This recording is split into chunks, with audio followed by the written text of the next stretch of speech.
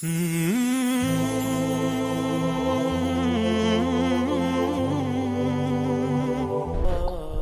اللہ الرحمن الرحیم والصلاة والسلام علی رسولہ الکریم وعلی آلہ وصحبہ اجمعین، اما بعد۔ انسان میں ہدایت اور گمراہی دونوں کے لیے پوری طاقت موجود ہے۔ فَأَلْهَمَهَا فُجُورَهَا وَتَقْوَاهَا۔ باہر دو دعوتیں ہیں، ایک شیطان کی ہے، فَبِمَا أَغْوَيْتَنِي لَأُزَيِّنَنَّ لَهُمْ فِي الْأَرْضِ وَلَأُغْوِيَنَّهُمْ أَجْمَعِينَ۔ اس نے بھی یہ نیت کی ہے کہ میں تمام انسانوں کو گمراہ کر دوں۔ اور دوسری دعوت انبیاء کی ہے جو خیر کی طرف ہے۔ الف لام را کتاب انزلناہ الیک لتخرج الناس من الظلمات الی النور، وہ کہتا ہے وَلَأُغْوِيَنَّهُمْ أَجْمَعِينَ، یہاں کہتا ہے لِتُخْرِجَ النَّاسَ مِنَ الظُّلُمَاتِ إِلَى النُّورِ۔ دونوں طرف مکمل تشکیل کے ارادے ہیں۔ اللہ تعالیٰ یہ چاہتا ہے کہ تمام بنی نوع انسان ظلمت سے نکل کر ہدایت پر آ جائے۔ شیطانی یہ چاہتا ہے کہ اجمعین، ایک بھی جنت میں نہ جائے، سارے جہنم میں چلے جائیں۔ یہ دو نظام اللہ کے رسول تک بڑے واضح تھے، اس سے پہلے تک، کہ جب گمراہی پھیلتی تو ایک نبی خالص اس کام کے لیے آ جاتا تھا، اس کو اور کوئی کام نہیں ہوتا تھا۔ اِنَّا أَرْسَلْنَا نُوحًا إِلَىٰ قَوْمٍ، کہ براہ راست ان کو اس کے لیے بھیجا جائے قوم کی طرف۔ وَإِلَىٰ عَادٍ أَخَاهُمْ هُودًا وَإِلَىٰ ثَمُودَ أَخَاهُمْ هُودًا وَإِلَىٰ مَدْيَنَ أَخَاهُمْ هُودًا وَلَقَدْ أَرْسَلْنَا مُوسَىٰ بِآيَاتِنَا۔ تو عیسیٰ علیہ السلام تک بڑی واضح اور کوئی خلط ملط چیز نہیں تھی کہ دعوت کے لیے مستقل داعی آتا تھا، وہ صبح سے شام اس کو اور کوئی کام نہیں ہوتا تھا۔ رب انی دعوت قومی لیلا ونہارا فقد ابلغتکم رسالات ربی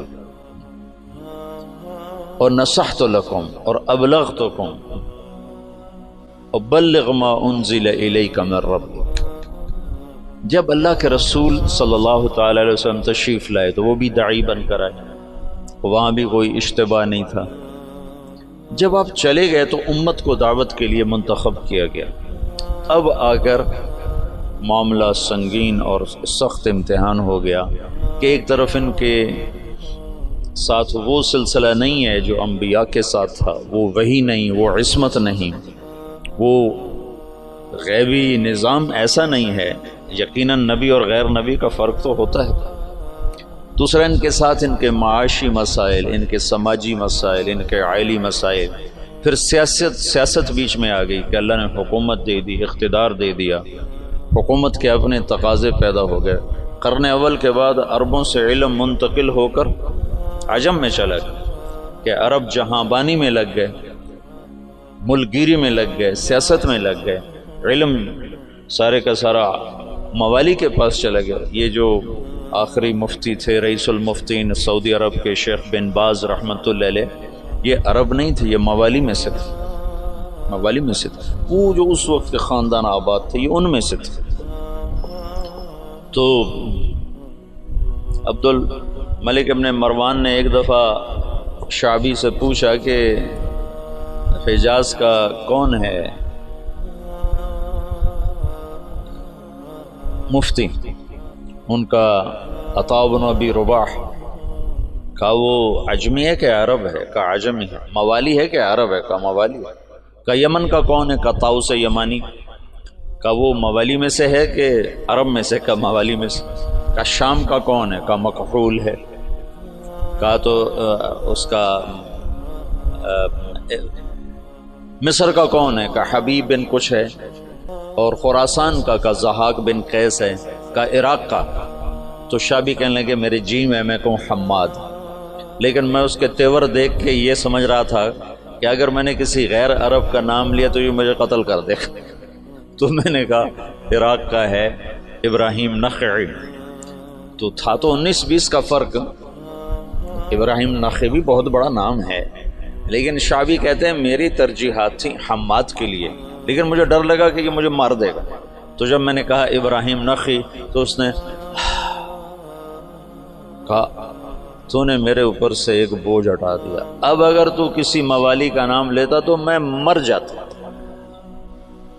سبب کیا تھا کہ حکومت عرب کو ملی نا، تو وہ جیسے آج پیسہ عرب کو ملا تو وہ حفظ کرنا چھوڑ گئے، علم کی گہرائی ختم ہوتی چلی جائے. حکومت سعودیہ نے حفظ کرنے پر انعام رکھا ہوا ہے، لیکن میں وہ حرمین میں ہے نا حفظ کے مکاتب، مدینہ میں بھی مکہ میں بھی، میں وہاں پھرتا ہوں دیکھتا ہوں تو کوئی عرب بچہ حفظ کرتا نظر نہیں آتا. حتیٰ کہ امارات والوں نے بڑا انعام رکھا ہے حفظ قرآن کا، لیکن کوئی عرب بچہ حفظ نہیں کرتا. وہاں بھی امارات میں بھی عجم کے بچے حفظ کر رہے ہیں. تو اب دعوت اس امت کا منصب تھا لِتَكُونُوا شُهَدَاءَ عَلَى النَّاسِ، سارے عالم کے انسانوں تک اللہ کا پیغام پہنچانا. لیکن اس کے ساتھ اتنی چیزیں اور شامل ہو گئیں کہ وہ روح، میں تو سید سلیمان ندوی رحمۃ اللہ علیہ نے جو مقدمہ لکھا ہے مولانا الیاس اور کے بارے میں جو کتاب لکھی ہے مولانا علی میاں رحمۃ اللہ علیہ نے، تو مولانا الیاس اور ان کی دینی دعوت، تو اس کے شروع میں سید سلیمان ندوی بہت بڑی شخصیت ہیں، انہوں نے مقدمہ لکھا ہے کہ اس امت کا اصل کام تھا دعوت الی اللہ، پر افسوس کہ 100 سال بھی نہ گزرے کہ امت اپنا کام بھول گئی. انہوں نے تو پہلی صدی میں ہی اس کو ختم کر دیا. اور کچھ ایسی بے وزن بات نہیں، وہ تو خیر بے وزن میں کا تبصرہ کرنے والا ہوتا کون ہوں، تو بہت بڑی شخصیت ہیں، ان کی بات بڑی تحقیق کے ساتھ اور بڑی محققانہ ہے، اللہ نے ان کو بہت کچھ نوازا تھا. تو وہ اسباب ایسے بنے کہ حکومت بھی آ گئی، سیاست بھی آ گئی، آپس کی لڑائیاں بھی شروع ہو گئیں اور دشمن بھی سر پہ چڑھ آئے ہیں. تو جو روح دعوت تھی لِتَكُونُوا شُهَدَاءَ عَلَى النَّاسِ، کتنی واضح بات تھی کہ تمہارا کام لوگوں تک پیغام حق کی گواہی پہنچانا ہے. پیغام حق لوگوں تک پہنچانا تمہارے ذمے ہے. اور کنتم خیر امت اخرجت للناس، یہاں بھی للطالبین نہیں تھا، للطلبہ، نہ للطالبین نہ للطلبہ نہ للمریدین کہ شیخ صرف مرید کا فکر کر رہا ہے. ایک شیخ اپنے مسالکین کا، اپنے مریدین کے فکر میں، ایک مہتمم اپنے طلبہ کے فکر میں ہے. للناس، ایک بادشاہ اپنی مملکت کے فکر میں ہے. اخرجت للناس، تو ایسا بھولا. یہ سارے اسباب میں نے 2-3 دن سے آپ کو امت کا سیاسی پس منظر بتائے کہ وہ کیا اسباب تھے جس سے روح دعوت ماند پڑ گئی. اگر یہ دین کی حفاظت کا اللہ نے وعدہ نہ کیا ہوتا تو صحابہ کے بعد اس میں تحریف ہو جاتی، جیسے پہلوں نے کر دی تھی، ہم بھی کر گئے تھے. یہ تو اللہ نے کہا اِنَّا نَحْنُ نَزَّلْنَا الذِّكْرَ وَإِنَّا لَهُ لَحَافِظُونَ، میں اس کا حافظ ہوں.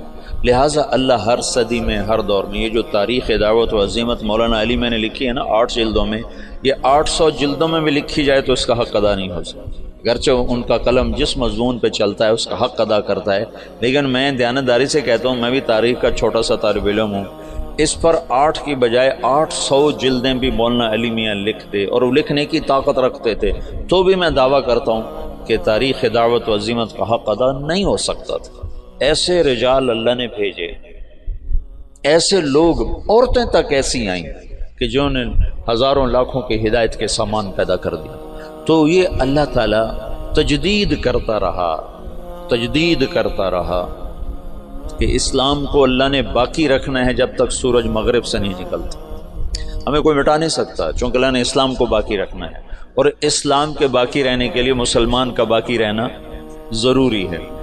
تو لہٰذا چاہے اس سے بھی زیادہ ایٹمی طاقتیں مسلمانوں کے خلاف ہو جائیں، اسلام کو نہیں مٹا سکتے. بلکہ عین ممکن ہے کہ چونکہ یہ امت بڑھاپے کا شکار ہے، اللہ انہی قوموں کو ایمان کی دولت نصیب فرما دے، جیسے 7ویں صدی میں اللہ نے تاتاریوں کے ساتھ کیا کہ 7ویں صدی میں مسلمان سیاسی طور پر ختم، اخلاقی طور پر پستی کا شکار، اب بوڑھے آدمی کو 100 بوتل خون کی لگا دو تو وہ جوان نہیں بن سکتا، اسے سونے کے کشتے کھلا دو وہ جوان نہیں بن سکتا، اس کی عمر ڈھل چکی ہے اور بڑھاپے کا علاج کوئی نہیں۔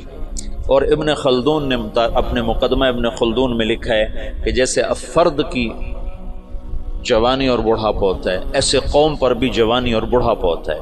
جیسے فرد کے بڑھاپے کو واپس نہیں لایا جا سکتا، ایسے ہی قوم کے بڑھاپے کو واپس نہیں لایا جا سکتا۔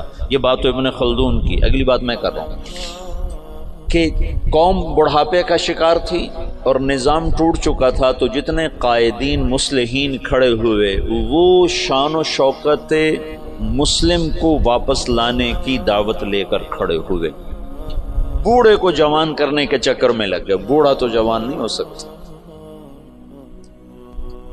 وہ ایک بنیا جا رہا تھا تو سامنے سے اس کو کوئی مل گیا لوٹنے والا، انہوں نے کہا چلو شاید بنیا ویسے ہی ڈر جائے گا، تو اس کے ہاتھ میں کچھ نہیں تھا، اس نے ایک تنکا اٹھا لے کر نکال جو تیرے ہاتھ میں، اس نے جیب سے ایک پیسہ نکال کے دے دیا، یہ لو۔ کہا میں تجھ سے سارے مانگ رہا ہوں، تو ایک پیسہ دے۔ تو کہنے کہ پہلے اپنا ہتھیار تو پہلے اپنے ہتھیار تو دیکھ لے۔ تو پچھلے 200 سال میں جتنی تحریکیں اٹھی ہیں وہ مسلمان میں جوانی لانے کے لیے نہیں اٹھی، بلکہ بوڑھوں پر جوانی والا نظام لانے کی محنت تھی کہ نظام واپس آئے، وہ شان و شوکت واپس آئے، وہ سیاسی طاقت واپس آئے، وہ حکومت واپس آئے۔ وہ نہیں ہو سکتا تھا، ناممکن تھا۔ شاہ عالم ثانی غلام قادر روہیلا کو جب وہ بچہ تھا تو اس کو عورتوں لڑکیوں کے لباس پہنا کے اپنے دربار میں نچواتا تھا۔ یہ لوگ نظام بدل سکتے تھے؟ جب غلام قادر روہیلا طاقت میں تو اس نے شاہ عالم ثانی کی آنکھیں نکلواتی۔ شاہ عالم ثانی مغلیہ خاندان کا بہادر شاہ سے پہلے آخری بادشاہ تھا جس پر انگریز نے دلی پر باقاعدہ قبضہ کر لیا، اور شاہ عالم ثانی صرف لال قلعے کا بادشاہ رہ گیا تھا، اور اس کے بعد بہادر شاہ ظفر، اور پھر بات ہی ختم ہو گئی۔ بڑھاپے کا علاج جوانی ہے، اور جوانی قوموں کی جوانی کیسے ہوتی ہے؟ قوموں کی جوانی کا ایک راستہ ہے، ایک فرد کی جوانی کا تو راستہ کوئی نہیں، لیکن قوموں کی جوانی کا ایک راستہ ہے کہ غیر قوموں کو اپنا ہم نوا بنایا جائے، غیر قوموں کو اسلام میں لایا جائے۔ پچھلی ساری صدیوں میں ایسا ہوتا رہا کہ منفرد دعات کی وجہ سے دعوت کبھی نہیں ختم ہوئی۔ ہاں، جو مولانا الیاس صاحب نے دعوت کو زندہ کیا وہ قرن اول کی طرز پر زندہ کیا کہ ہر مسلمان یہ سمجھے کہ میں دین کا داعی ہوں، میرے ذمہ پوری دنیا میں اللہ کے دین کو پہنچانا ہے، چاہے میری جیب میں ایک پیسہ کوئی۔ یہ سوچ تو اجتماعی طور پہ ختم ہو گئی تھی۔ حضرت تھانوی رحمۃ اللہ علیہ جیسے فرمانے لگے یہ کیا گمراہی کی بات شروع کر دی مولوی الیاس، دین کی دعوت تو علماء کا کام ہے، عوام کیا کریں؟ میں نے ایک دفعہ یہ دورے والوں کو کہا، میں نے کہا تأمرون بالمعروف وتنہون عن المنکر کا ترجمہ کرو۔ تو انہوں نے کہا تم بھلائیوں کی دعوت دیتے ہو، برائیوں کو مٹاتے ہو۔ کتنوں سے پوچھا، سب نے یہی ترجمہ کیا۔ میں نے کہا یہ المعروف جو لفظ ہے اس کا بھی کوئی مطلب ہے؟ یہ اس میں مفعول ہے، اور عرفہ سے یہ اس میں مفعول ہے، تو اس میں مفعول کا ترجمہ کرو۔ وہ کریں بھلائیوں کو پھیلاتے ہو، برائیوں کو مٹاتے ہو۔ تو میں نے کہا اس میں مفعول کا ترجمہ ہے جانی پہچانی چیز، جانی پہچانی چیز۔ بھلائی اور نیکی تو اس کا مرادی ترجمہ ہے۔ میں نے کہا اصل ترجمہ کرو۔ وہ کوئی ایک نہیں بولا، جو صرف شروحات اور کتابیں پڑھتے ہیں وہ ایسے پابند ہو جاتے ہیں، دائیں بائیں سوچنے کی صلاحیت ختم ہو جاتی ہے۔ اور منکر، ان کا منکر کہتے ہیں انجانی چیز کو، انجانی چیز کو۔ تم تأمرون بالمعروف، تم جانی پہچانی چیزوں کی دعوت دیتے ہو، وتنہون عن المنکر، اور انجان چیزوں سے تم منع کرتے ہو۔ اس کے ساتھ ایک آیت جوڑو، فَأَلْهَمَهَا فُجُورَهَا وَتَقْوَاهَا، کہ میں نے تیرے اندر نیکی اور بدی کا الہام کر دیا ہے۔ الہام سچ سچ ہے، اس کے لیے کسی شریعت سے دلیل کی ضرورت نہیں۔ ظلم ظلم ہے، اس کے لیے کسی شریعت سے دلیل کی ضرورت کوئی۔ جھوٹ بہت بری چیز ہے، اس کا الہام ہے انسان کے اندر، کسی قرآن و سنت سے دلیل کی ضرورت کوئی نہیں۔ ماں باپ کی نافرمانی، یہ انسانی فطرت اس کا انکار کرتی ہے. زنا کا انسانی او تزن الحرۃ، کیا بات کہی تھی اس نے؟ ہند بنت عتبہ رضی اللہ تعالیٰ عنہ نے کیا کہا تھا جب اللہ کے نبی نے بیعت لی اور فرمایا کہ تم یہ کرو گے، یہ کرو گے، یہ نہیں کرو گے، یہ نہیں کرو گے، زنا نہیں کرو گی، تو ہندہ نے زمانہ جاہلیت میں کہا او تزن الحرۃ، کیا شریف عورت زنا کر سکتی ہے؟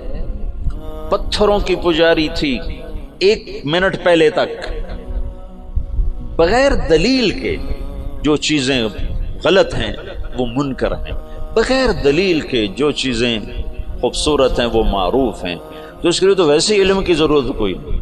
ہاں مدرسے میں پڑھنے پڑھانے کے لیے علم کی ضرورت ہے، حدود شریعت بتانے سمجھانے کے لیے علم کی ضرورت ہے.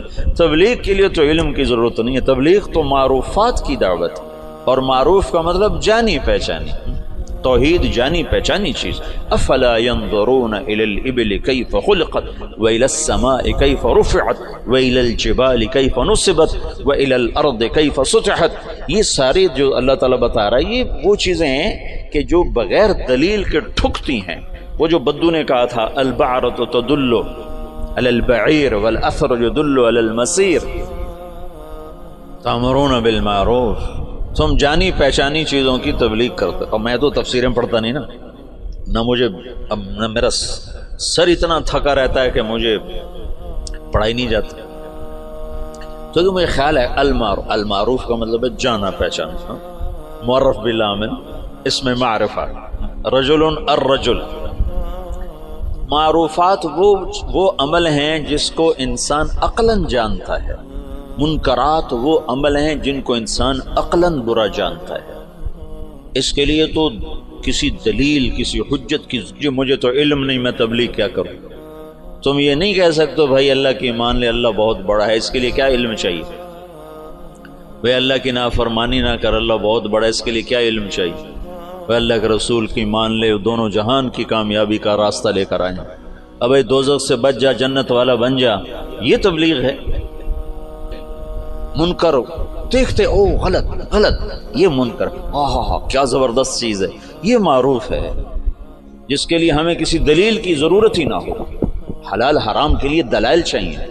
تو یہ منکرات میں سے ہیں لیکن کھلے میں سے نہیں ہیں. یہ علم کی چیز ہے، یہ مدارس اس کے لیے بنائے گئے ہیں. اور دعوت تو ایک عام ہے. ان پڑھ میواتیوں نے عالم کو ہلا کے رکھ دیا. مولانا علی میاں تشریف فرما تھے رحمۃ اللہ علیہ. ایک میواتی اٹھا مولانا الیاس صاحب کے بیان سے، تو پیچھے بیٹھتے کہنے لگے میاں جی کیا سمجھے؟ کہ کوئی یقین کی بات کر رہو، یقین اللہ پر یقین، اللہ پر یقین کو یقین کی بات کر رہو. یہ ان کا مخاطب تھا. تبلیغ کے لیے علم نہیں چاہیے، مدرسے کے لیے علم چاہیے. معروفات وہ ہیں جو ایک ان پڑھ بھی کہے ہاں واہ واہ کیا زبردست چیز. اور بے کی شروط اور بے فاسد بے باطل یہ تو سارے وہ منکرات ہیں جو بڑے چھپے ہوئے ہیں، ان کے لیے دلائل چاہیے. اور ماں باپ کی نافرمانی کھلا منکر. سر عام شراب پینا یورپ میں بھی برا سمجھا جاتا ہے، جہاں شراب کے بغیر وہ ایک پل نہیں زندہ رہ سکتے، وہاں بھی ایسے شراب پینا برا سمجھا جاتا ہے، کھلے عام کو شراب پینا. میں اتنا یورپ امریکہ پھرا ہوں، میں نے کسی کو سڑک پہ شراب پیتا نہیں دیکھا. الگ پیتے ہیں، پینے کی جگہ الگ ہیں ان کی. ان کے ہاں جو زنا کا مفہوم ہے ان کے ہاں کہ کسی عورت سے زبردستی کر رہا ہوں، پورے یورپ میں کسی کو جرت نہیں کہ کسی عورت کو ہاتھ لگاتا. ننگی لڑکیاں پھر رہی ہوتی تو کسی کو جرت نہیں کہ ہاتھ لگاتا.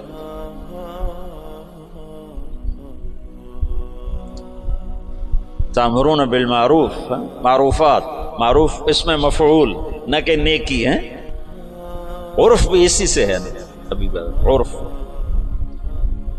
تو دعوت اس امت کا فرض منصبی ہے، فرض منصبی جو امت کے ہر فرد کے لیے ہے. لیکن سیاست، حکومت، گھر، معاشرت یہ چیزیں رکاوٹ بن کر آئیں. اور نبیوں جیسا انتخاب نہ تھا، وہ تو اور کوئی کام کر ہی نہیں سکتا. اس کو تو وہی آ رہی. داؤد علیہ السلام نے ایک دن مقرر کیا کہ میں اللہ کی عبادت کروں گا, کسی سے نہیں ملوں گا. بڑی اونچی دیواریں بنائیں, اندر بیٹھ گئے, بس اللہ اللہ کروں گا, کسی سے نہیں ملوں گا. ایک دن مقرر کیا. پہلا دن تھا اور تصور المحراب, 2 فرشتے انسانی شکل میں دیوار پلنگ کے اندر. ففزع منہم, داؤد علیہ السلام ڈر گئے. کس لیے کہ دیوار اتنی اونچی ہے کہ کوئی اس کو کود کر پار نہیں کر سکتا, دروازہ بند ہے, اور دیوار اتنی اونچی ہے کہ اس سے اوپر چڑھ کر کوئی آ نہیں سکتا. یہ کہاں سے آ گیا, یہ کون ہے؟ انہوں نے کہا لا تخف خصمان بغا بعضنا علی بعض, بھائی ہم دونوں میں جھگڑا ہو گیا, آپ مہربانی کرو ہمارا جھگڑا نمٹا. ان هذا اخی له 99 نعجہ ولی نعجۃ واحدہ فقال اکفلنیها وعزنی فی الخطاب. یہ جھگڑا تو ایک 5 سال کا بچہ بھی نہیں نمٹا سکتا. تو وہ جو داؤد علیہ السلام سجدے میں گرے اور فاستغفر ربہ, اور وہ کس بات پر استغفار ہے؟ یہ اللہ کی تنبیہ تھی کہ داؤد تو نبی بن کر آیا ہے, تو عابد بن کر نہیں آیا. عبادت بعد میں ہے, دعوت پہلے ہے. یہ دن میں نے لوگوں کے لیے رکھا ہے, اور تو نے بندگی کرنی ہے تو رات کو کر. تو کسی سے نہیں ملنا چاہتا تو رات کا وقت اس کے لیے مقرر کر. قم اللیل الا قلیلا ومن اللیل فتہجد بہ نافلۃ لک وباللیل. یہ جو رات کا وقت ہے, وبالاسحار ہم یستغفرون, یہ رات کو تم اٹھو اور میرے مجھ سے باتیں کرو, کسی سے نہ ملو, لیکن دن میں تم دروازے بند کرو, دیواریں اونچی کرو, تو یہ منصب نبوت کے خلاف ہے. اس پر استغفار کیا ہے, اس پر توبہ کی ہے, اور اس پر اللہ کے سامنے معافی مانگے کہ اوہ یا اللہ میں معافی چاہتا ہوں, میں معافی چاہتا ہوں. تو نبی کا کام لوگوں میں پھرنا ہوتا ہے, لوگوں کو کھینچنا ہوتا ہے, اس کی حفاظت ہو رہی ہوتی ہے نا. وہ کوئی ادھر ادھر ہو ہی نہیں سکتا کہ عصمت کا سایہ ہوتا ہے. اب ہمارے ساتھ تو ایسا معاملہ تھا نہیں, اور پھر اس امت کو عروج ملا, 1000 برس کی حکومتیں ملی, ساری دنیا میں آدھی دنیا سے زیادہ انہوں نے حکومت کی, تو بہت سے عوامل جمع ہوتے گئے. اس کی میں نے تھوڑی تفصیل آپ کو بتائی تھی. پھر ہندوستان کی حد تک تبلیغ کا کام یہاں سے 1926 میں تبلیغ کے کام کی ابتدا ہوئی. مولانا الیاس صاحب رحمۃ اللہ علیہ صوفیاء میں سے تھے, علماء میں سے تھے. اگر وہ اسی طرز پر چلتے جو چل رہا تھا تو کوئی خانقاہ بناتے یا کوئی دارالعلوم بنا لیتے, نظام الدین میں کوئی دارالعلوم بنا لیتے, خانقاہ بنا لیتے. ہندوستان بر صغیر کے حالات اور اسلامی سلطنتوں سے قدر مختلف. یہاں 1 صدی میں اسلام آ گیا, یہ ہندو علاقہ ہے. یہ جو سری لنکا ہے, یہاں عرب تاجروں کے ذریعے سے یمن سے جو آتے تھے بحری جہاز, ان کی تبلیغ سے یہاں اسلام آ گیا. اور یہاں کا جو راجہ تھا وہ تو مسلمان نہیں تھا, لیکن عوام الناس میں اسلام آ گیا. اور یہ جو ساتھ مالدیپ ہے, مالدیپ کوئی 2500 جزیروں کا ملک ہے. مالدیپ 2500 جزیروں کا ملک ہے, اور وہ جزیرے لمبے سے لمبا جزیرہ 11 کلومیٹر ہے, اس کا نام ہے مالے, اسی میں ان کا دارالحکومت ہے. باقی سارے جزیرے بس ایسے جیسے تمہارا مدرسہ ہے, اتنا ایک جزیرہ ہوگا, ایسے وہ چھوٹے چھوٹے جزائر پر ہے. عنبر وہاں بہت نکلتا ہے, اللہ نے ان کو رزق دیا ہوا ہے عنبر کے ذریعے سے.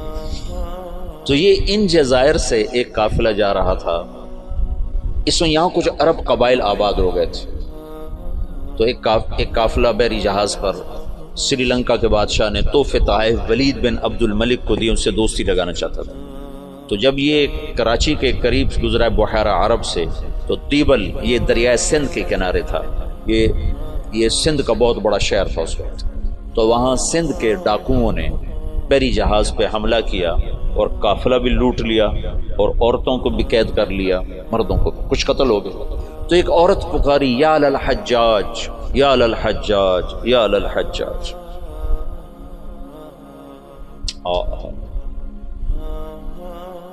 عروج کے دور میں فاسق کیسے ایمان والا تھا.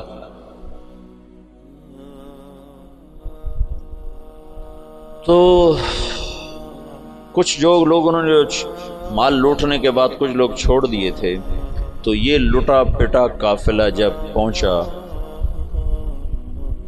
عراق میں تو حجاج کو ملا اور انہوں نے کہا کہ ایک بہن نے کہا تھا یا الحجاج، تو وہ کھڑا ہو گیا اپنے کرسی سے، کہ لبیک یا اخت الاسلام، لبیک یا اخت الاسلام، لبیک یا اخت الاسلام، اور کہا میرے اوپر حرام ہے بیوی بھی اور بستر پہ سونا بھی جب تک میں اس بہن کی مدد کو نہ پہنچوں۔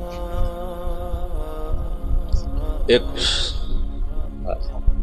جس کے بارے میں اللہ کے نبی کا کہا نا کہ بنو ثقیف میں ایک مبیر ہو، ایک صفاق ہو، صفاق ترین فاسق ترین انسان غیرت ایمانی سے ایسا بھرا ہوا ہے کہ میرے اوپر بیوی حرام ہے، میرے اوپر بستر پہ سونا حرام ہے جب تک میں اس بہن کی مدد کو نہ پہنچوں۔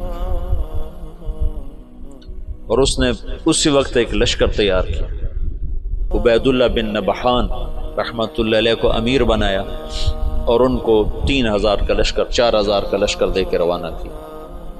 وہ لشکر شکست کھا گیا اور عبید اللہ شہید ہو گئے۔ پھر اس نے دوسرا لشکر روانہ کیا، یہ سارے عراق سے تھے۔ بدیل بن طوفہ رحمۃ اللہ علیہ کی سرکردگی میں وہ بھی شہید ہو گئے اور دونوں لشکروں کو شکست ہو گئی۔ پھر اس نے شامی قبائل جو عرب کے قبائل جو شام میں آباد تھے، ان کا عراقیوں سے بڑا مختلف مزاج تھا، تو اس نے ولید بن عبد الملک سے اجازت چاہی کہ مجھے سندھ پہ حملے کے لیے شام سے لشکر اور میرا خزانہ ختم ہے، مجھے پیسے بھی دے۔ تو ولید نے کہا میں یہ محاذ نہیں کھول سکتا، ابھی ترکستان میں محاذ کھلا ہوا ہے، شمالی افریقہ میں محاذ کھلا ہوا ہے، چین کی طرف محاذ کھلا ہوا ہے، میں چوتھا محاذ نہیں کھول سکتا۔ تو حجاج نے کہا جتنا پیسہ مجھے دو کے قرضہ ہے اور میں یہ دگنا کر کے بیت المال میں واپس کروں گا۔ تو شامیوں کا 4000 کا لشکر تیار اور اس کا اپنا سگا بھتیجا تھا محمد بن قاسم بن یوسف، حجاج بن یوسف اور محمد بن یوسف اور قاسم بن یوسف، یہ 3 بھائی ہیں۔ ان میں محمد بن یوسف بھی حجاج جیسا ظالم تھا، یمن میں گورنر تھا، اور قاسم بہت شریف النفس تھے، ان کا بیٹا محمد 17 برس کی عمر، اور حجاج نے اپنی بیٹی زبیدہ اس کے نکاح میں دی ہوئی تھی، اس کو منتخب کیا اور اس کو 12000 کا لشکر دے کے روانہ کیا، اور باقی جو ساز و سامان تھا وہ سمندر کے ذریعے سے بھیجا، جتنا باقی سامان تھا۔ اور ہر 3 دن کے بعد اس کے پاس خبر آتی تھی، اس نے ڈاک کا ایسا نظام بنایا کہ ہر 3 دن کے بعد خبر حجاج تک پہنچتی تھی۔ اس طرح راستے میں چوکیاں قائم کی اور پورے جنگ کا نقشہ حجاج بصرے میں بیٹھ کے خود کنٹرول کر رہا تھا۔ تو یہ بدھوں کا شہر تھا، جو دیبل تھا نا بدھوں کا، تو اس میں ایک بڑا وہ تھا ان کا معبد، اس کو گنبد تھا، اس کے اوپر ایک جھنڈا تھا۔ تو ان کا یہ عقیدہ تھا جب تک یہ جھنڈا نہیں گرتا اس سے شہر کو شکست نہیں ہو سکتی۔ تو مسلمانوں نے زور لگا لیا، حجاج بن یوسف نے ایک توپ بھیجی تھی، توپ منجنیق، پتھر پھینکنے والی، وہ اتنی بڑی تھی اس کو 500 آدمی کھینچتے تھے، تو اس کو بحری جہاز پہ بھیجا تھا۔ تو وہ نصب تھی اور توپ اس گنبد پہ نشانہ نہیں فٹ ہو رہا تھا۔ 10 دن 12 دن 15 دن گزر گئے، گولے جاتے تھے گنبد پہ نہیں لگتے تھے، تو دیبل والے اور جوش سے لڑتے تھے۔ تو حجاج بن یوسف نے وہاں سے خط لکھا کہ اس توپ کا زاویہ 1 درجہ نیچے کر کے فائر کرو، 1 درجہ نیچے کر۔ اور محمد بن قاسم اس دن خود توپ پر آئے، ان کا آج میں خود پھینکوں گا۔ تو محمد بن قاسم نے خود اس دن پتھر تو رکھنے والے بہت سے لوگ ہوتے تھے، پھر اس نے خود اس کو کھینچ کے جو پھینکا تو پہلا ہی پتھر جا کے جھنڈے پہ لگا اور گنبد پہ لگا اور گنبد ٹوٹا، تو شہر والوں نے ہتھیار پھینک دیے۔ یہ 92 ہجری کی بات بتا رہا ہوں، 90 ہجری کی بات بتا رہا ہوں۔ 90 ہجری میں اسلام کا پہلا داخلہ ہے فاتحانہ۔ ویسے تو سرندیپ یہ ہندوستان کا حصہ تھا، سری لنکا ہندوستان کا حصہ تھا، اور وہاں دعوت پھیل چکی تھی، وہاں اسلام پھیل چکا تھا دعوت کے ذریعے، لیکن فاتحانہ انداز میں جو مسلمان بر صغیر میں داخل ہوئے ہیں تو محمد بن قاسم رحمۃ اللہ علیہ اس کا ذریعہ بنے اور دیبل فتح ہوا ہے۔ راجہ داہر اس وقت وہ پورے سندھ کا بادشاہ. پورا ہندوستان دو حصوں میں تقسیم تھا، ہند اور سندھ.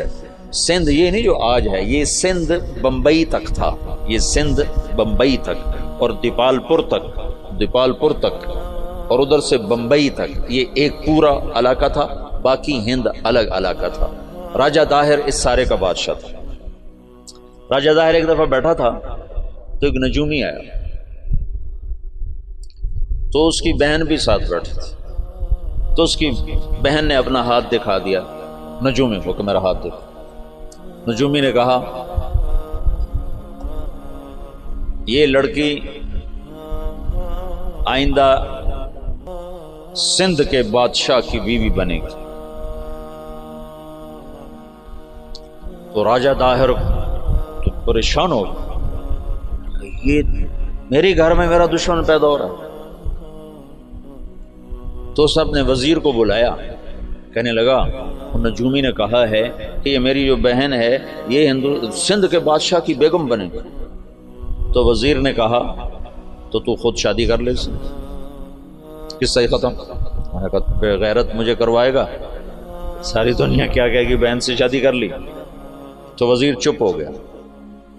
اس نے ایک بکری لے کر اس پر مٹی مل دی، مٹی کی تہ پہلے اس پر اچھی طرح لگائی، پھر اس کے اوپر باریک مٹی ڈالی، پھر اس پر پھول کے بیج ڈالے اور اس کو ہلکا ہلکا پانی لگوانا شروع. تو اس کے پشت کے اوپر پھول ہی پھول ہو. تو اس نے وہ بکری ایک نوکر کو دی کہ جاؤ اسے بازار کا چکر لگواؤ. تو میں نے چکر لگوایا تو سارا شہر اکٹھا ہو گیا، بکری کے اوپر پھول، بکری کے اوپر پھول، سب حیران پریشان. اگلا دن کا پھر چکر لگاؤ، پھر لوگ اکٹھے ہو گئے. اگلا دن پھر چکر لگاؤ، پھر تھوڑے ہو گئے، پھر چوتھے دن اور تھوڑے ہو گئے، 5 دن اور، چھٹے دن اور، 7ویں دن کوئی بھی دیکھنے نہیں آیا. تو وہ بکری لے کر داہر کے پاس آ گیا. کہنے لگا اس بکری میں تیری کہانی لکھی ہوئی. وہ کیسے؟ تب پہلے زیادہ لوگ تمہیں گالیاں دیں گے، پھر اسے تھوڑے گالیاں دیں گے، پھر اسے تھوڑے گالیاں دیں گے، پھر ایک دن چپ کر جائیں گے، تو اسے شادی کر لی. اس بکری سے اس نے اس کو دلیل سمجھائی. تو اس کم بخت نے حکومت کے لالچ میں اپنی بہن سے شادی کر لی. حالانکہ ہندو بھی بڑے غیور، بڑے غیرت والے. یہ راجپوتوں کی تاریخ ہے، بہت غیور لوگ ہوتے تھے. یہ تو آپس کی لڑائیوں کی وجہ سے بے وقوفی کی حد تک آپس میں لڑتے تھے، تو غیروں کو ان پر چھا جانے کا موقع اس وجہ سے ملتا تھا. تو وہ اس نے اپنی بہن سے شادی کر لی. جب محمد بن قاسم حملہ آور ہوا تو راجہ داہر سندھ بمبئی دیپال پور تک کا حکمران تھا. تو روہڑی کے قریب ان دونوں لشکروں کی پھر جنگ ہوئی. تو اس سے پہلے محمد بن قاسم نے لکھا حجاج بن یوسف کو کہ سارا سندھ اکٹھا ہو چکا ہے اور میرے ساتھ صرف 12,000، تو اپنی مدد کے لیے لشکر بھیجو. تو فاسق اور صفاق کا خط سنو. حجاج کا خط ہے، یہ ابھی دریائے سندھ کے پار تھے، ادھر راجہ داہر کے لشکر، ادھر محمد بن قاسم کا لشکر. تو حجاج کا خط ہے کہ اللہ کے رسول کا فرمان ہے 12,000 کو کمی کی وجہ سے شکست نہیں ہو سکتی، اور تم 12,000 ہو، لہذا تمہیں اس وجہ سے شکست نہیں ہو سکتی کہ تم تھوڑے. جب میرا خط پہنچے تو سارے لشکر کو آخرت کی ترغیب دی اور اللہ کی رضا پہ مرنے کے لیے تیار کرو. اور میرے پاس کوئی لشکر نہیں تمہیں بھیجنے کے لیے، میرے پاس کوئی سرمایہ نہیں تمہاری مدد کے لیے، تمہارا اللہ تمہیں کافی ہے. یہ حجاج کا خط تھا محمد بن قاسم کے نام. تو پھر انہوں نے روہڑی کے قریب دریائے سندھ کتنا پھیل جاتا ہے، انہوں نے وہاں سے دریا پار کیا، اور روہڑی کے آس پاس اب بھی اس کے کھنڈارات ہیں. یہ خوفناک جنگ لڑی گئی جس میں راجہ داہر قتل ہوا اور اللہ تعالیٰ نے مسلمانوں کو فتح دی. اور محمد بن قاسم ملتان تک 92 ہجری میں 90 میں داخل ہوا، 92 میں 2 برس کے بعد ملتان پہنچا. اور اس کے حسن سلوک سے لوگ، ہندوؤں نے جو مسلمان نہیں ہوئے تھے، انہوں نے محمد بن قاسم کے بت بنائے اور اس کی پرستش کرتے رہے.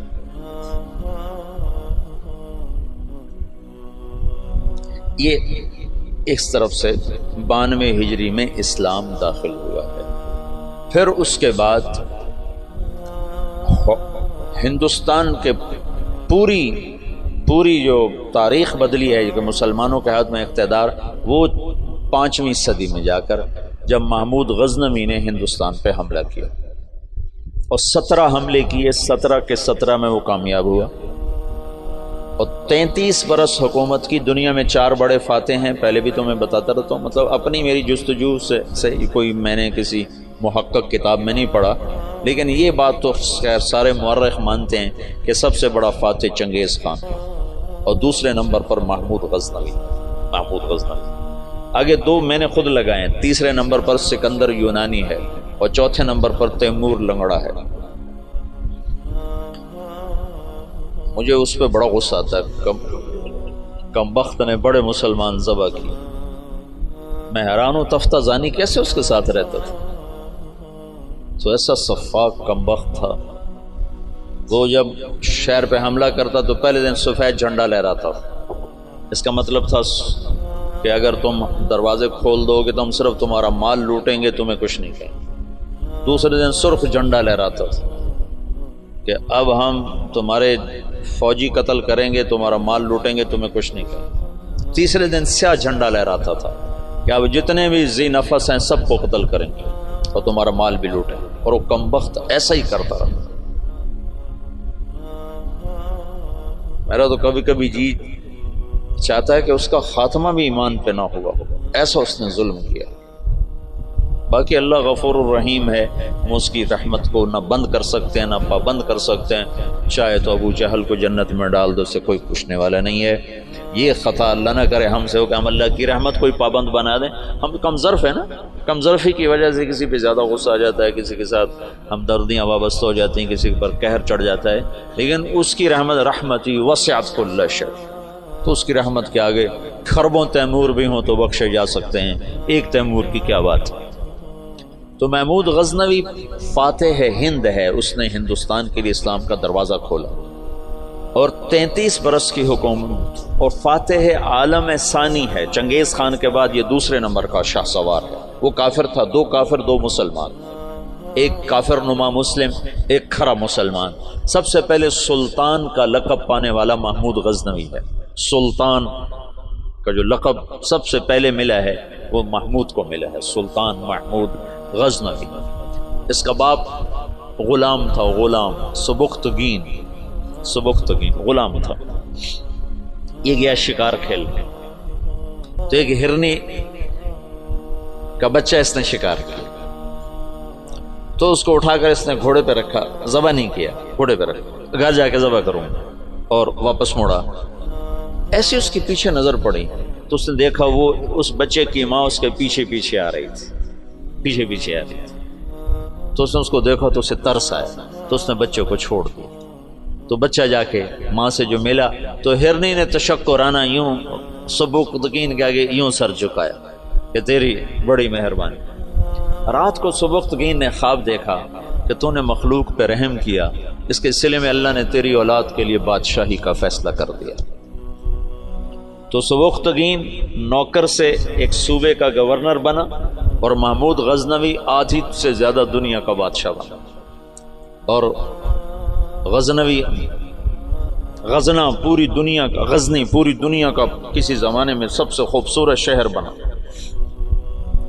میں جب پڑھتا تھا رائمنڈ میں تو میں نے خواب دیکھا کہ میں اپنے آبائی قبرستان گیا جہاں ہمارے بزرگ دفن ہیں، وہاں سے نکلا تو 2 کتے میرے پیچھے لگے، ایک کالا ایک سفید۔ تو میں نے ایک کتے کو پکڑا ٹانگوں سے اور دوسرے کتے پہ مارنا شروع کیا، مار اس دونوں کو ختم کر دیا۔ تو وہاں مجھے 2 خرگوش کے بچے نظر آئے، تو میں نے وہ اٹھا لیے۔ یہ وہ دور تھا جب جنگل زیادہ ہوتا تھا اور خرگوش کا شکار کیا کرتے تھے، کبھی جالی کے ساتھ کبھی کتوں کے ساتھ، پھر ان کو بھوننا پکانا، یہ وہ غالباً وہی لاشعور کی بات ہوگی۔ تو میں نے وہ خرگوش کے بچے اٹھا لیے اور میں چل پڑا۔ پیچھے مڑ کے دیکھا تو خرگوش نہیں یوں دیکھ رہے، تو مجھے خواب میں سبکتگین یاد آ گیا۔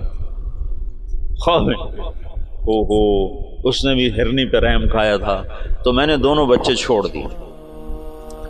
تو میں نے کہا یا اللہ ہرنی پہ رحم کھانے پر تو نے سبکتگین کو حکومت عطا فرمائی تھی. یہ مقام میں دعا کر رہا ہوں، میں تجھ سے حکومت کا طلبگار نہیں، میں تجھ سے چاہتا ہوں تو مجھے سارے عالم کی ہدایت کے لیے قبول فرما لے. یہ خواب میں نے دعا کی اور پھر میں نے گھر کی طرف چلنا شروع کیا. 2 قدم چلا تو میں ہوا میں اڑنے لگا، پھر میں اڑتا ہوا گھر پہنچا. یہ آج مجھے کوئی 35 سال کے بعد خواب یاد آیا ہے، وہ سبکتگین کی وجہ سے یاد آ گیا. تو محمود 33 سال کی حکومت کے بعد فوت ہوا ہے 416 ہجری میں. 1974 میں غزنی میں زلزلہ آیا اور محمود کا مزار بھی ٹوٹ گیا، قبر بھی پھٹ گئی.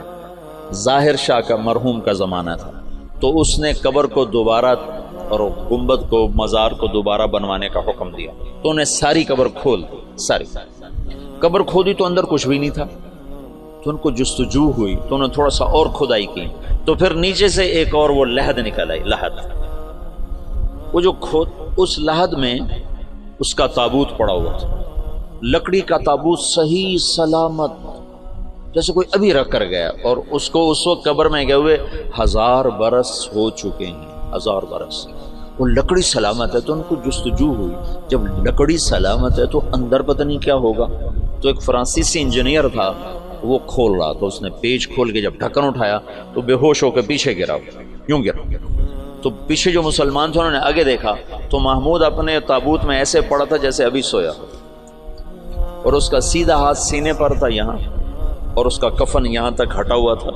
آدھا سینہ اس کا ننگا تھا اور سینے پر ہاتھ تھا، اور ایسے سویا تھا جیسے ابھی کوئی اس کو سلا کر گیا. تو انہیں ہاتھ کو اٹھا کر دیکھا تو نرم گوداز. تو پھر اس کو رکھا، بند کیا، وہاں دوبارہ اس کو دفن کیا. میرے محبوب صلی اللہ علیہ وسلم ایسی زندگی لائے ہیں کہ مسجد کا امام نہیں، 3 بر اعظم کا بادشاہ بھی مرنے کے بعد ایسے اعزاز پا سکتا. شہید بھی نہیں ہے، تبھی موت مرا ہے. ٹی بی ہو گئی تھی، تب تک ٹی بی سے مرا تھا. اور قبر اس پر ایسے فدا ہے کہ اس کے بال کو بھی نہیں اکھیڑا. ایسی زندگی اسلام ہمیں دیتا ہے کہ مر کے بھی زندہ رہ جاؤ.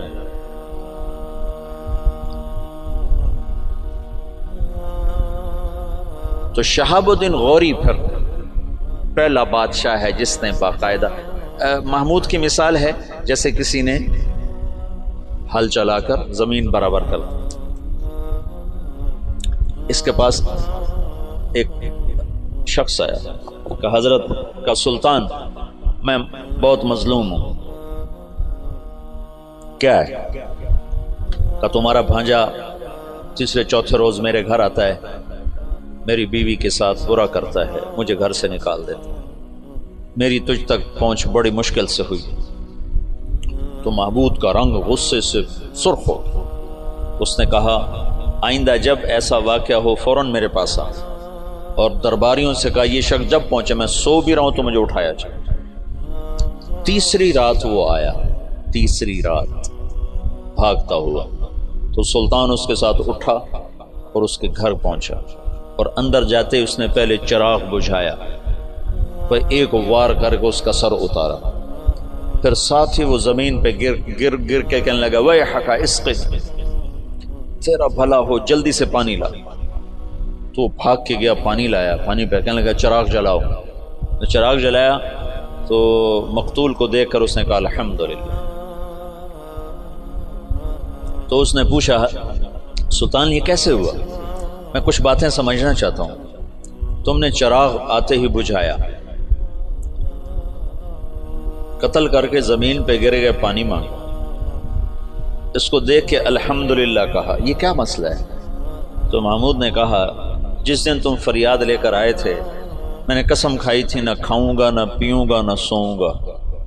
میں 3 دن سے بھوکا بھی ہوں، پیاسا بھی اور جاگا بھی ہوں کہ جب تک تیری مدد نہ کر لوں میرے اوپر کھانا پینا سونا حرام.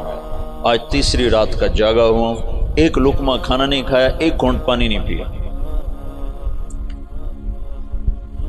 گرا میں اس لیے، پانی میں نے اس لیے، چراغ میں نے اس لیے بجھایا کہ اگر میرا بھانجا ہے تو میری تلوار کہیں کانپ نہ جائے، وار صحیح کرے.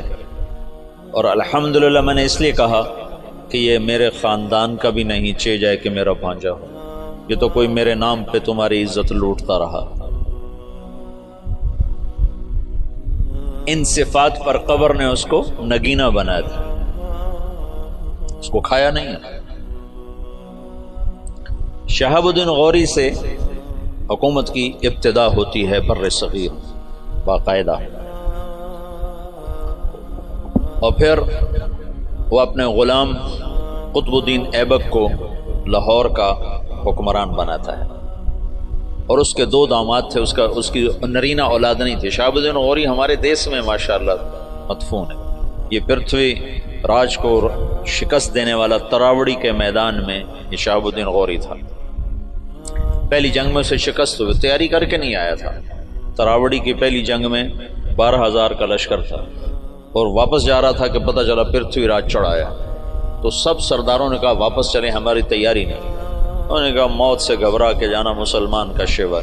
لڑ گیا تھا، اس میں پھر شکست کھائی. پھر یہ واپس نہیں ہو رہا تھا، یہ لڑتے لڑتے اپنے گھوڑے سے گرا تو پیچھے سے ایک ترک سردار نے چھلانگ لگائی اور اس کو ایک ہاتھ سے سنبھالا اور اس کے گھوڑے کو دوسرے ہاتھ سے سنبھالا اور لشکر سے اس کو نکال کے باہر لے گیا. تب جا کے اس کی جان بچی. پھر دوسری جنگ میں وہ 1 سال تک بستر پہ نہیں سویا، بیوی کے پاس نہیں گیا پورا سال. اس نے تیاری کی اور پھر تراوڑی کے میدان میں اس نے پرتھوی راج راجپوت چوہان، یعنی وہ ہمارا پڈا وہی تھا کم وقت. ہمیں تو اللہ نے ہدایت دے دی کوئی 15-20 نسل پہلے ہم مسلمان ہو گئے، لیکن ہمارا قبیلہ وہی ہے راجپوت چوہان، پرتھوی راج کی نسل. تو اس کے 2 داماد تھے، ایک شمس الدین ایک ناصر الدین. ناصر الدین کو اس نے ملتان کی حکومت دی، شمس الدین کو پھر اس نے دلی کی اور قطب الدین ایبک کو لاہور کی. اس میں شمس الدین پھر بہت عالی نکلا. قطب الدین ایبک بہت سمجھدار تھا، لیکن 4 سال کی حکومت کرنے کے بعد اس کا انتقال ہو گیا. وہ یہ پولو کھیلتا تھا، پولو یہ گھوڑے کا، تو گھوڑے سے گرا اور مر گیا. انارکلی کے پچھلی طرف اس کا مزار ہوتا تھا. انارکلی جانا ہوتا تھا، 60 کی دہائی میں پڑھتا تھا، تو سارے محلے کا کوڑا کرکٹ اس کی قبر پہ پڑا ہوتا تھا اور عبرت کا نشان ہوتا تھا. پھر ضیاء الحق مرحوم نے یہ نیکی کا کام کیا. اس نے وہ سارا محلہ صاف کروا کے چاروں طرف کے مکان خرید کر اس کی قبر پر ایک بڑا خوبصورت اس نے مزار بھی بنایا، ساتھ آنے جانے کی جگہ بھی بنائی. تو اس طرح یہاں اسلامی سلطنت کی بنیاد. التمش نے 5 دفعہ چنگیزیوں کو شکست دی، 5 دفعہ، اور ان کے چنے چبوا دی. پھر صلاح الدین خلجی نے، تو خاندان غلامہ ختم ہوا. خاندان غلامہ کے بعد سادات آئے. خاندان غلامہ کے دور میں تیمور کا حملہ ہوا، پھر وہ جاتے ہوئے سادات کو حکمران بنا دیا. ان سے پٹھانوں نے حکومت حاصل، ان سے مغلوں نے حکومت حاصل. ابراہیم لودھی کو شکست دی بابر نے پانی پت کے میدان. بابر بڑا دلیر آدمی تھا، بڑا عجب بادشاہ گزرا ہے. تھوڑی عمر میں مر گیا، 42 سال کی عمر میں مر گیا، پر اس کی عجب زندگی. تو ایک یہاں مغلیہ سلطنت کی داغ بیل پڑی، بڑی مضبوط اسلام دوست، سوائے اکبر کے کہ وہ گمراہ ہوا تو علماء کی وجہ سے. وہ خود ان پڑھ تھا، دین کو جانتا نہیں تھا. تو جو درباری علماء تھے ان کی وجہ سے وہ دین سے متنفر ہوا کہ وہ آپس میں اس بات پہ اس کے اکبر کے سامنے لڑ پڑتے تھے کہ یہ کرسی پر میں بیٹھوں گا، بادشاہ کے برابر میں بیٹھوں. وہ کہتا میں بیٹھوں، وہ کہتا دائیں میں بیٹھوں گا، بائیں تم بیٹھو. وہ کہتا نہیں تم ادھر بیٹھو میں ادھر بیٹھوں، ادھر میں بیٹھوں گا ادھر تم بیٹھو. ان چیزوں سے وہ ایسا خود ان پڑھ تھا. چونکہ ہمایوں کو جب شکست ہوئی، شیر شاہ سوری نے اسے شکست دی. شیر شاہ سوری پٹھان تھا، تو کچھ عرصہ بیچ میں پٹھانوں کی حکومت آئی اور ایسی حکومت کر گیا شیر شاہ سوری کہ انگریزوں نے بھی شیر شاہ سوری کے اصول پر اپنی حکومت کے نظام بنائے تھے. ایسی خوبصورت حکومت کر کے گیا شیر شاہ سوری، اور بالکل غریب سا تھا، ایک سپاہی سے اللہ تعالیٰ نے اس کو یہ بہار، صوبہ بہار میں یہ پیدا ہوا تھا. تو اس نے بڑے چکر سے حکومت حاصل کی. اس نے اپنا ایک جتھا بنا لیا. تو اب اس کو ضرورت تھی کوئی شہر میرے قبضے میں ہو. تو اس نے نا وہاں بہار کے ہندو راجا سے کہا کہ مہاراج میں مغلوں سے لڑنے جا رہا ہوں، میرے پاس ہے خزانہ بہت سارا، میں چاہتا ہوں آپ کے پاس امانت رکھ دوں، جب میں آؤں گا تو آپ سے لے لوں گا۔ وہ ہندو مہاراج تو جو تھا وہ تو الٹی چھلانگیں لگانے لگا، کہا جی میرے پاس 500 صندوق ہے شرفیوں کے بھرے ہوئے، وہ 5 بھی ہوتے تو پورے ہندوستان کا خرچہ کافی تھا۔ جب اس نے کہا 500 تو اس کی تو رال ٹپک پڑے، ان کا مہاراج میرے جیسا دیانتدار تمہیں پورے ہندوستان میں نہیں ملے گا، تم لے آؤ، میں بڑی حفاظت کروں گا، جب تم آ جاؤ گے تو تمہیں دوں گا، تم مر گئے تمہاری اولاد کو دوں گا۔ ان کا بس مہاراج میں یہی چاہتا ہوں۔ اس نے اس میں سپاہی چھپا دی، ہر صندوق میں سپاہی چھپا دی، بند کروا کے ریڑیوں پہ لدوا کے اس نے قلعے کے اندر بھجوا دی۔ جب وہ اندر پہنچے تو وہ جو ریڑیاں لے جا رہے تھے انہیں جا کے کنڈے کھول دیے، وہ باہر نکلے اور انہوں نے منٹوں میں قلعہ فتح کر لیا۔ تو یوں شیر شاہ سوری ایک سپاہی سے بادشاہ بننے کی طرف اس کا قدم اٹھا۔ پھر اس نے 6 سال حکومت کی، پر وہ کام کیے جو لوگ 100 سال میں بھی نہیں کر سکتے۔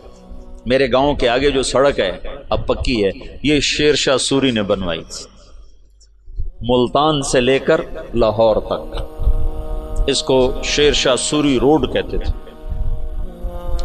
پہلے زمانے میں سڑکیں دریاؤں کے ساتھ ساتھ چلتی ہیں تاکہ مسافروں کو پانی ملتا رہے، تو دریائے راوی کے ساتھ ساتھ یہ سڑک چلتی۔ اس وقت دریائے راوی زندہ تھا، آباد تھا، اب تو مرمرا گیا بیچارہ، تو وہ ہمارے ساتھ بہتا تھا دریائے راوی، تو لمبا دریائے راوی کے بالکل کنارے کے اوپر تھا۔ جتنے بڑے اور مشہور شہر ہیں اگر آپ دیکھو گے تاریخ میں تو وہ بڑے دریاؤں کے کناروں پر ہوتے تھے کہ پانی کا بڑا وسیلہ دریا ہوتا تھا، ایسے کنویں اور ایسے نلکے ٹیوب ویل تو ہوتے نہیں تھے، تو دریاؤں سے پانی حاصل کیا جاتا تھا۔ تو شیر شاہ سوری نے ہمایوں کو شکست دی تو یہ وہاں سے بھاگا اور عمر کوٹ، یہ جو سندھ میں ہے عمر کوٹ، یہاں پہنچا تھا تو یہاں اکبر پیدا ہوا۔ پھر ہمایوں نے اس کو بیوی کے ساتھ کابل بھیج دیا، خود وہ ایران چلا گیا، ہجرت کر گیا۔ پھر ایران سے شیعہ بادشاہ کی مدد سے وہ واپس دوبارہ ہندوستان آیا۔ شیر شاہ سوری کی اولاد اتنی قابل نہیں تھے، اتنے سمجھدار نہیں تھے، تو وہ شکست کھا گئے۔ پھر دوبارہ اللہ نے مغلیہ سلطنت کو اقتدار بخشا، تو اکبر 12 سال کی عمر میں بادشاہ بن گیا۔ نہ علم کی صحبت، نہ علم نہ علماء کی صحبت۔ آگے درباری علماء ملے جنہوں نے اس کا بیڑا غرق کر کے رکھ دیا، تو اس نے دین الہی ایجاد کر دیا، جس کے لیے مجدد الفسانی رحمۃ اللہ علیہ کو اللہ نے استعمال فرمایا، بغیر مناظرے کے ہیں۔ یہ مناظرے کام خراب کرتے ہیں، نہ مناظرہ اسلام کا مزاج ہے۔ مولانا محمد قاسم نانوتوی رحمۃ اللہ علیہ ہمارے سب کے بڑے ہیں جنہوں نے دیوبند کی بنیاد رکھی، وہ مناظرے سے نفرت فرماتے تھے، کبھی کسی سے مناظرہ نہیں کیا، کبھی کسی سے، صرف بہت اصرار پر ایک دفعہ ایک تحریر شیعہ کے خلاف لکھی، بس جس پر مسلمان کا نام آتا تھا اس سے مناظرہ نہیں کرتے تھے، حالانکہ وہ ایسے مناظر تھے کہ وہ آریاؤں سے اور عیسائیوں سے، غیر مسلموں سے بادشاہ تھے مناظر کے۔ رحمت اللہ کرانوی صاحب رحمت اللہ علیہ، مولانا رحمت اللہ کرانوی، اگر یہ لوگ نہ ہوتے تو بر صغیر اندلس ہوتا، اسپین ہوتا، یہ تو لوگ آ گئے تھے۔ مجھے پرسوں تمہارے استاد شیخ رمضی نے بتایا کہ بورقیبہ نے زیتونیہ مدرسہ کیسے بند کیا۔ میں کہا اللہ علماء دیوبند کو جزائے خیر دے جو چٹائی پہ راضی ہو اور چوپڑی روٹی کے دھوکے میں نہیں آئے۔ حبیب بورقیبہ نے علماء کو چوپڑی روٹی کھلا دی اور پیسے پہ ان کو کھینچ لیا، جب وہ کھینچے تو پھر سب کچھ چلا گیا۔ اور یہاں کے علماء بکے نہیں، بھوکے پیٹ پہ پتھر باندھ کے۔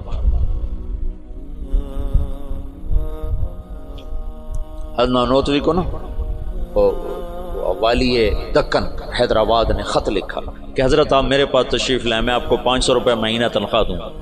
500 روپے مہینہ 50 لاکھ روپیہ مہینہ ہے آج کا، 50 لاکھ روپیہ مہینہ۔ تو حضرت نانوتوی نے خط لکھا کہ میں دیوبند میں پڑھاتا ہوں، میری 5 روپے تنخواہ ہے، 2 روپے میں مدرسے میں چندہ دے دیتا ہوں، تو 2 روپے میں میرے میاں بیوی کا بخوبی گزارا ہو جاتا ہے، اور 5واں روپیہ مجھے سارے مہینے پریشان کرتا ہے کہ اس کا کیا کروں، تو 500 کو لے کے کیا کروں گا؟ 500 کو لے کے کیا کروں گا؟ تو یہاں علماء کی ایک کھیپ ایسی آئی جو بکے نہیں،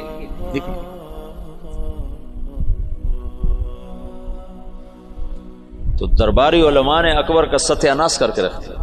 دین الہی اس نے ایجاد کیا علماء سے تنگ آ کر، ان درباری علماء سے تنگ آ کر۔ مجدد الفسانی رحمت اللہ علیہ نے بغیر مناظرے کے دین الہی کو مٹا دیا، کسی ایک جگہ مناظرہ نہیں کیا، حالانکہ لا الہ الا اللہ محمد الرسول اللہ اکبر ذل اللہ یہ کلمہ تھا، یہ کلمہ تھا اکبر ذل اللہ۔ اس کو رد کرنا کتنا آسان تھا مناظرے سے۔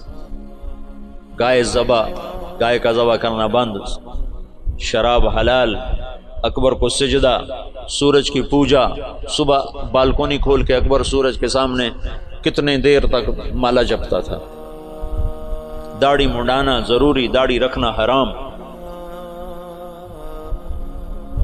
سارے حرام کام فیضی اور ابو الفضل کم بختوں۔ فیضی کیسا عالم تھا جس نے قرآن کی تفسیر لکھی بغیر نقطے کے، الفاظ محملہ، محملہ کہتے ہیں جن پر نقطہ نہیں ہوتا، الفاظ محملہ سے، یعنی الف سے، سین سے، صاد سے، ہا سے، را سے، دال سے، تا سے، لام سے، میم سے، یعنی وہ 14 حرف رہ جاتے ہیں، 14 حروف سے قرآن کی تفسیر لکھ دی، اور سوات الالہام، اور اکبر کو گمراہ کرنے والا وہ ہے دین الہی۔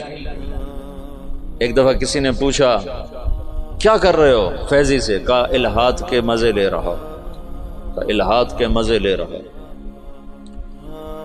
جہانگیر آگے مجدد الفسانی کا صحبت یافتہ نکلا، مثبت انداز سے جو کام ہوتا ہے وہی پائیدار ہوتا ہے۔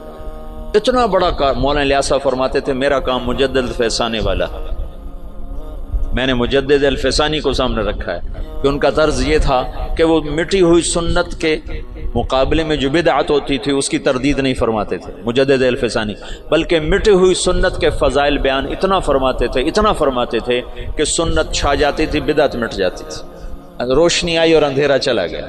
یہ تھا، اندھیرے کے جانے کے لیے کوئی حجت اور دلیل تو نہیں ہوتی نا، سورج کے آنے کی دیر ہوتی ہے اندھیرا چلا جاتا ہے، پھر کہنا تو نہیں پڑتا اندھیرے صاحب منٹو رپاؤ سورج آ گیا، تو خود ہی چلا جاتا۔ بغیر مناظرے کے دین الہی کو مٹا دیا۔ ابو الفضل زندہ کی کھال کھچوا دی تھی شیخو پورے میں۔ یہ جو شیخو پورہ ہے نا، یہ جہانگیر کے نام پر ہے۔ جہانگیر بڑی منتوں سے ملا تھا، ابو یہ اکبر کے اولاد نہیں ہوتی تھی۔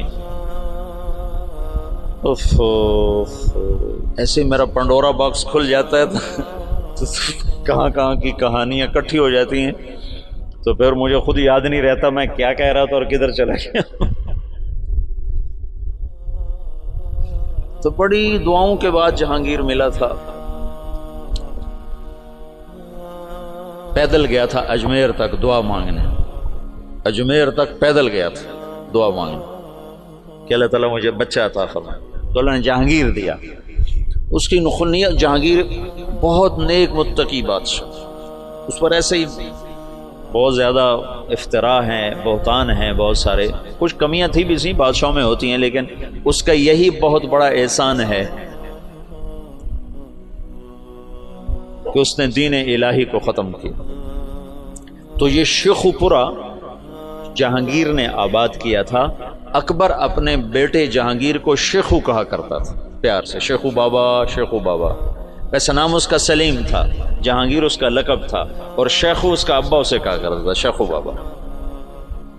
تو اس نے یہ ہرن مینار بھی جو بنایا ہے، اس کا ایک ہرن تھا جہانگیر کا، اسے بہت پیار کرتا تھا، وہ مر گیا، اس کے غم میں اس نے ہرن مینار بنایا۔ تو یہاں شیخو پورہ میں اب اس نے باپ کے خلاف بغاوت کی تھی اکبر کے بیچ میں، تو ابو الفضل اس نے بھیجا تھا سفیر بنا کے، میرے بچے سے بات کیا چاہتا ہے، حکومت تو تیری ہے، تو میرے خلاف کیوں آتا ہے؟ تو جب ابو الفضل آیا تو اس نے زندہ کی کھال اتروا، کہا تو ہے میرے باپ کو گمراہ کرنے والا۔ زندہ کی کھال اتروائی تھی۔ اکبر نے کہا شیخو بابا میں تو ذبح شدہ بکری کی کھال نہیں اترتے دیکھ سکتا، تو نے میرے یار کی کھال ہی زندہ اتار دی۔ ان کا بابا یہ تیرا یار نہیں، یہ تیرا سب سے بڑا دشمن جس نے تجھے اس دین اسلام سے برگشتہ کر دیا۔ چنانچہ آخری 5 سال میں اکبر طائب ہو گیا تھا، اور تجھ کے جہانگیری جو جہانگیر کی سوانح ہے اس میں جہانگیر نے لکھا ہے کہ آخری وقت میں بابا نے صدر جہاں کو بلوایا جو مفتی دلی تھے، اور ان سے فرمایا کہ میرے سرانے بیٹھ جاؤ، سورہ یاسین پڑھ۔ تو صدر جہاں نے سورہ یاسین پڑھنی شروع کی، اور میرے باپ نے سننا شروع کیا، پھر آہستہ سے کلمہ پڑھا اور روح پرواز کر گیا۔ تو مجدد الفسانی رحمۃ اللہ علیہ نے بغیر مناظرے کے اتنے بڑے فتنے کو دبا دیا۔ یہ آج کل کے بیچارے کیا مناظروں کے ذریعے سے فتنوں کو دبا سکتے ہو؟ تو فتنوں کو ہوا دینے والی چیز۔ سنو، اعتراض کا جواب نہیں ہوتا، سوال کا جواب ہوتا ہے۔ سن رہے ہو؟ اعتراض کا جواب نہیں ہے۔ انتم خیر ام عبد اللہ، عتبہ بن ربیعہ کہہ رہا ہے انا اعلمکم بالشعر والسحر والکہانہ، مجھے بھیجو میں محمد سے بات کرتا ہوں۔ کہ جاؤ بات کرو۔ تو وہ آ کر کہتا ہے یا محمد انت خیر ام عبد اللہ، تو اللہ کے نبی چپ۔ انت خیر ام عبد المطلب، اللہ کے نبی چپ۔ کہ آنے والا سائل نہیں ہے، آنے والا معترض ہے، معترض کا جواب نہیں ہوتا۔ اعتراض کا جواب دیں گے وہ کوئی اور ڈال دیں گے، پھر آپ اس کا جواب وہ کوئی اور ڈال دیں گے۔ یہ تو کہانی ایسے دیکھتے نا، جواب در جواب در جواب در جواب، اس کی کوئی انتہا ہے؟ میری بات سنو، اعتراض کا جواب نہیں ہوتا، سوال کا جواب ہوتا ہے، اشکال کا۔ یہ بات میں نے مولانا سعید خان صاحب رحمۃ اللہ علیہ سے بارہا سنی، پھر اس کو سیرت سے پرکھا۔ انتم خیر ام عبد اللہ، ابھی یہ ایک ہی حدیث میرے سامنے آئی، اور اللہ کہے چپ۔ انتم خیر ام عبد المطلب، چپ۔ کہ عتبہ سائل بن کر نہیں آیا ہے، معترض بن کر آیا ہے، اس کو جواب نہیں دیا جا سکتا۔ وہ لمبی بات کرتا رہا، آپ خاموش رہے۔ جب وہ خاموش ہو گیا تو آپ نے کسی ایک بات کا جواب نہیں دیا، ایک بات کا۔ عتبہ میرے پاس جو ہے وہ میں تمہیں سنا دیتا ہوں۔ حامیم والکتاب المبین انا انزلناہ، کیا ہے؟ قرآنا عربی، حامیم والکتاب المبین قرآنا عربی لقوم یعلمون بشیرا ونذیرا فاعذر اکثرهم فهم لا یسمعون وقالوا قلوبنا فی اکنۃ مما تدعونا الیہ سے لے کر فإن اعرضوا فقل انذرتکم صاعقۃ مثل صاعقۃ عاد وثمود، یہاں تک قرآن پڑھ کے سنا دے۔ انا انزلناہ قرآنا عربیا لقوم یعلمون بشیرا ونذیرا فاعرض اکثرهم فهم لا یسمعون، اس کو پڑھتے چلے جاؤ۔ یہ سارا قرآن سنا، ایک بات کا جواب نہیں، ایک بات کا۔ تمہیں جوش اٹھتا ہوگا کہ ہم جواب دیں گے، ہم جواب دیں گے، وہ اور اس لیے کہ اگلا سائل ہی نہیں ہے، اگلا تو معترض۔ ایک جاٹ کے منہ سے نکل گیا کوا سفید ہوتا ہے، کالا نہیں ہوتا۔ انہوں نے کہا میاں کالا ہوتا، انہوں نے کہا نہیں ہوتا ہی بگا، چٹا ہوتا ہی نہیں۔ تو انہوں نے کہا چلو مناظرہ کرو مناظرہ۔ تو اس کی بیوی نے کہا مر جاویں کالا ہوتا ہے، تو کدے آکھے جانا پہ؟ اس نے کہا میں مننا ہی نہیں کالا ہوتا تو میں کون منے سے، میں مننا ہی نہیں۔ تو تم کیسے بے وقوف ہو جو کوے کو سفید کہنے والے کو منانا چاہتے ہو؟ کیوں وقت ضائع کرتے ہو؟ اس سے بات کر لو جس کا ذہن صاف ہے۔ معترض کا جواب نہیں ہے۔ تو آج کل اعتراض ہیں، سوال نہیں ہے۔ سائل کا ضرور جواب ہے، اشکال کا جواب ہے، سوال کا جواب ہے، اعتراض کا جواب نہیں ہے۔ مناظرے، جواب در جواب، یہ سب وقت ضائع کرنے کی چیزیں۔ حضرت تھانوی رحمۃ اللہ علیہ نے فرمایا بہت سے فتنے اس لیے فتنے بن گئے کہ علماء نے اس کا جواب دینا شروع کر دیا، اگر جواب نہ دیتے تو اپنی موت آپ مر جاتے۔ یہ تحفۃ العلماء کی تمہیں سنا۔ تو بہت سے فتنے اس لیے فتنے بن گئے کہ علماء نے ان کا جواب دینا شروع کر دیا، اگر وہ چپ ہو جاتے تو اپنی موت آپ مر جاتے۔ مجدد الفسانی رحمۃ اللہ علیہ نے اتنے بڑے فتنے کو مٹایا بغیر جواب، بغیر مناظرے. سبحان اللہ، عجب بندہ تھا. اور نقش بندی سلسلے کے بادشاہ، جس کے آخری بادشاہ مولانا خان محمد صاحب دنیا سے تشریف لے، اور تو دنیا اندھیر ہو گئی، بستی اجڑ گئی. ان اللہ لا ينتظر علم انتزاعا ہے نا، بل يقبضه بقبض العلم.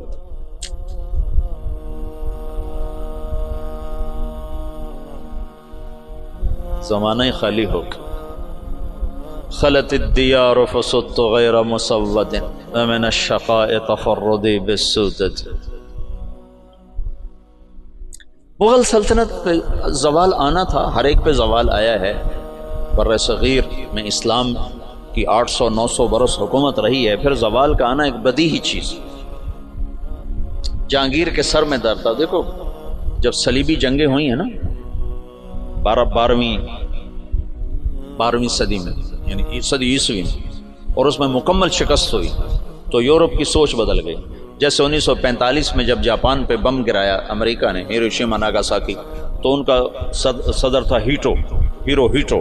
اس نے کہا اب ہم ان سے علم کے میدان میں جنگ لڑیں گے، ہم ہتھیار کی جنگ ہار گئے.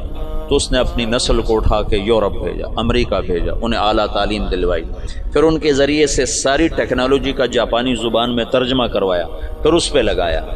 آج وہ اتنا بڑا عفریت بنا ہے کہ امریکہ اس کے سامنے بلی کی طرح بن چکا ہے. تو مغرب نے سوچا کہ ہم ان کو میدان میں شکست نہیں دے سکتے، تو انہیں اپنے علم کو اپنا میدان بنایا. جہانگیر کے سر میں درد ہے، آرام نہیں آ رہا. اب طب یونانی میں کوئی ایسی دوائی نہیں کہ سر درد اور فوری آرام آ جائے، کوئی ایسی دوائی نہیں. تو انگریز جو تھے وہ انہوں نے کالونیاں بنا لی تھی تھوڑی تھوڑی، تجارت کے لیے آئے. تو ان کے خواب و خیال میں بھی نہیں تھا کہ مغل سلطنت سے ہم ٹکر لینے والے ہیں. تو ایک انگریز ڈاکٹر تھا، اس نے اس کو گولی پیش کی کہ جناب آپ یہ کھائیں. 15 منٹ کے بعد جہانگیر کا درد دور ہو گیا. کہا تم کیا بلا کھلائی ہے مجھے؟ وہ سر درد کا کہا مانگ کیا مانگتا ہے؟ تو کم بخت ایسے سیانے تھے، اپنے لیے کچھ نہیں مانگے. کہا میری قوم کو تجارت کی باقاعدہ اجازت تھی. انہوں نے کہا اجازت ہے. شاہ جہان کے دور میں لوگوں نے بھانپا کہ یہ تو خطرناک لوگ ہیں، تو اس کو کہا کہ ان کو نکال دیا جائے. انہوں نے کہا یہ کیا پدی کا شور، بھائی ہمارا کیا بگاڑ سکتا. اس کو یہ نہیں پتا تھا کہ آگے یہ پدا بن جائے گا. لیکن تو تاریخ ہے، زوال و عروج و زوال ساتھ ساتھ چلتے ہیں. تو اورنگزیب عالمگیر کے بعد ایک دم زوال ہے. میں نے یہ دیکھا ہے کہ جس بادشاہ نے لمبی حکومت کی اس کا اگلا وارث انتہائی نکما. سلیمان اعظم کہلاتا ہے. سلیمان اعظم جو سلاطین عثمان ہیں، یہ ترکی کے جو میں نے تغرل کی کہانی سنائی تھی نا آپ کو، عثمان سے عثمانی، اس میں سلیمان کو کہتے ہیں سلیمان اعظم. اس نے آدھے سے زیادہ یورپ فتح کیا، الجزائر فتح کیا، عرب، پتہ نہیں کہاں کہاں اس کی حکومت. اس نے 50 سال حکومت کی. اس کا اگلا بیٹا نکما. ادھر 50 سال اورنگزیب نے حکومت کی، اگلا بیٹا نکما ترین معظم انتہا. اور 25 سال وہ دارالحکومت سے غائب رہا جہانگیر. یہ اس کی بڑی سیاسی غلطی تھی کہ 25 برس دارالحکومت سے باہر گزار، دکنی ریاستوں کے خلاف لڑتے تو پیچھے سازشوں سے پک گیا. چلو باقی انشاءاللہ پھر کل کرو.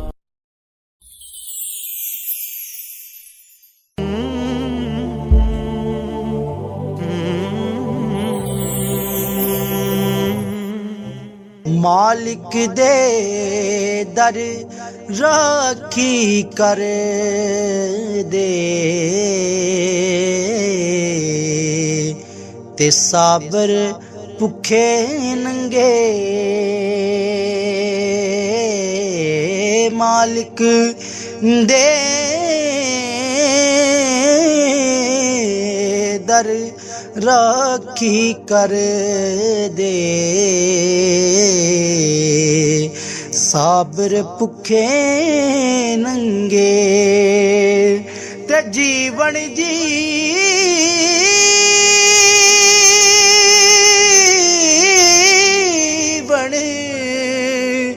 हर कोई आखे